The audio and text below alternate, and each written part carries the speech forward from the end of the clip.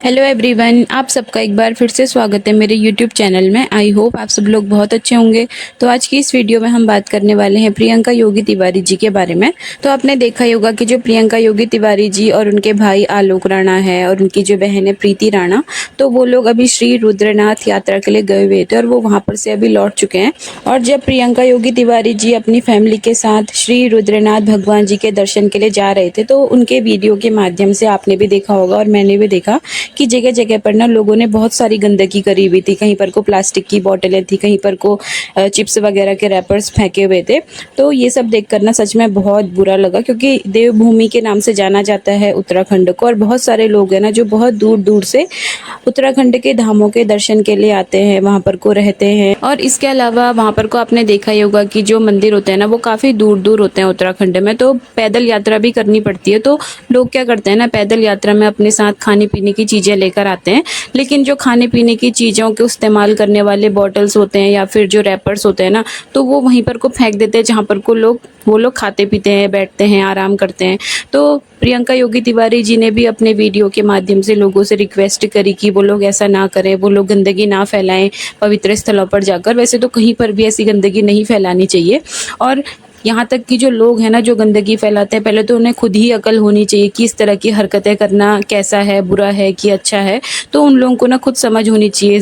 अब जो लोग इधर उधर घूमने के लिए जाते हैं या फिर तीर्थ स्थलों के दर्शन करने के लिए जाते हैं, भाई वो तो पढ़े लिखे समझदार होंगे, या फिर नहीं भी होंगे तो भाई उनके घर में कोई होगा पढ़ा लिखा, तो उनको इतनी समझ तो होनी चाहिए ना कि गंदगी को कहाँ पर को फेंका जाता है। तो प्रियंका योगी तिवारी जी ने अपने वीडियो के माध्यम से दिखाया कि जहाँ पर को यात्रा करने जा रहे थे ना, तो वहाँ पर बहुत सारी गंदगी पड़ी हुई थी। तो मुझे ये समझ नहीं आता कि कौन से लोग, एक तो तीर्थ यात्रा के दर्शन के लिए जा रहे हैं, पवित्र स्थल पे जा रहे हैं, और दूसरी साइड से इतनी गंदगी किए जा रहे हैं। तो जो लोग जगह जगह घूमने जाते हैं और तीर्थ स्थलों में दर्शन करने के लिए जाते हैं ना, तो उन लोगों से मैं ये कहना चाहूँगी कि आप लोग ना एक तो गंदगी फैलाते हो। पहले तो आप तीर्थ स्थलों में जाकर वहाँ पुण्य कमाना चाहते हो, भगवान जी के दर्शन करना चाहते हो, और दूसरी साइड से आप प्रकृति को गंदा कर रहे हो। भाई आप लोग भारत देश में रहते हो और आपको पता ही होगा कि हमारे देश में धरती को माता की तरह पूजा जाता है।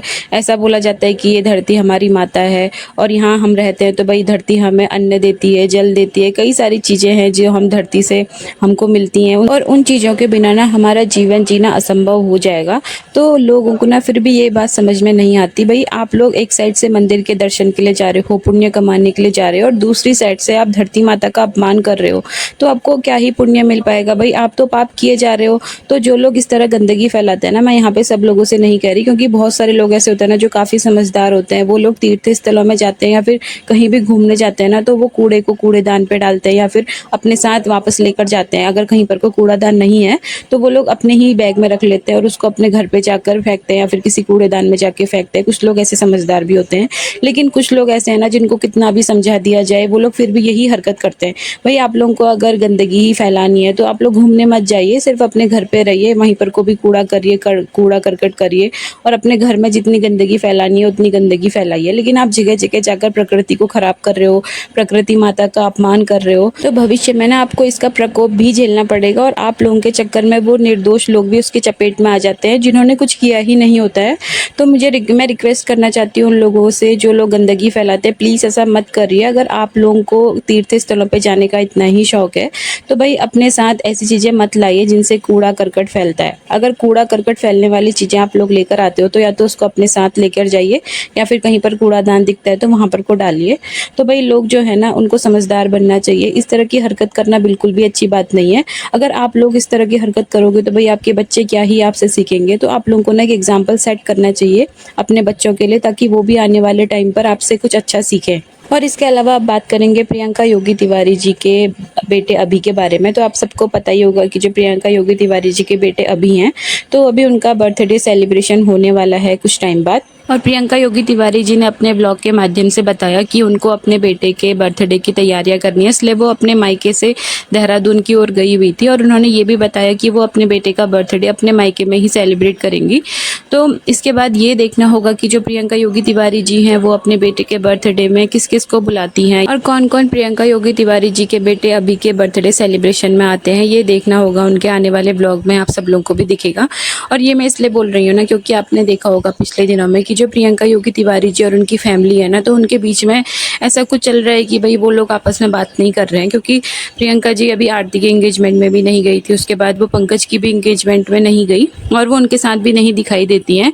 और आरती से लोगों ने ये सवाल पूछा था कि उनकी मामी प्रियंका जी उनकी एंगेजमेंट में क्यों नहीं आई, तो आरती ने ये बताया कि उन्होंने अपनी मामी जी को बुलाया था, दोनों मामियों को बुलाया था, प्रियंका जी को भी और प्रीति जी को भी, लेकिन उन्हें ये नहीं पता कि प्रियंका जी और प्रीति जी उनकी एंगेजमेंट में क्यों नहीं आए। तो अब देखना होगा कि जो प्रियंका जी हैं वो आरती को इनवाइट करती हैं, मोनिका को इनवाइट करती हैं या फिर नहीं करती हैं। और अगर प्रियंका जी ने मोनिका और आरती की फैमिली को इनवाइट कर भी दिया होगा तो क्या वो अभी के बर्थडे में आएंगे या नहीं आएंगे, तो भाई ये देखना होगा, ये उनके आने वाले ब्लॉग में ही पता चलेगा कि उनके बेटे के बर्थडे सेलिब्रेशन में कौन आया है और कौन नहीं आया। और इसके अलावा जो मोनिका है ना, तो वो आजकल अपनी जेठी माँ के वहाँ देहरादून घूमने के लिए गई हुई हैं आरती लोगों के साथ। तो अब देखना होगा कि जो मोनिका और आरती है वो अपनी मामी प्रियंका जी के बेटे अभी के बर्थडे सेलिब्रेशन में जाते हैं या नहीं जाते हैं, या फिर ऐसे कोई बहाना बना देंगे भाई हम इस वजह से नहीं जा पाए क्योंकि हम ऋषिकेश घूमने गए थे, हम देहरादून घूमने गए थे। क्योंकि ये ना हमेशा इसी तरह के बहाने बनाते हैं। अगर कोई बंदा किसी दूसरे बंदे से नहीं मिलता है तो लोग इनसे सवाल पूछते हैं, तो ये लोग बोलते हैं भाई वो तो वहाँ था ही नहीं इसलिए हम नहीं गए, या फिर ऐसे बोल देते हैं अभी हम कहीं और घूम रहे थे इस वजह से हम नहीं जा पाए। तो भाई देखना होगा आगे आने वाले टाइम पे कि जो प्रियंका जी के बेटे अभी हैं उनके बर्थडे में कौन आता है और कौन नहीं आता है।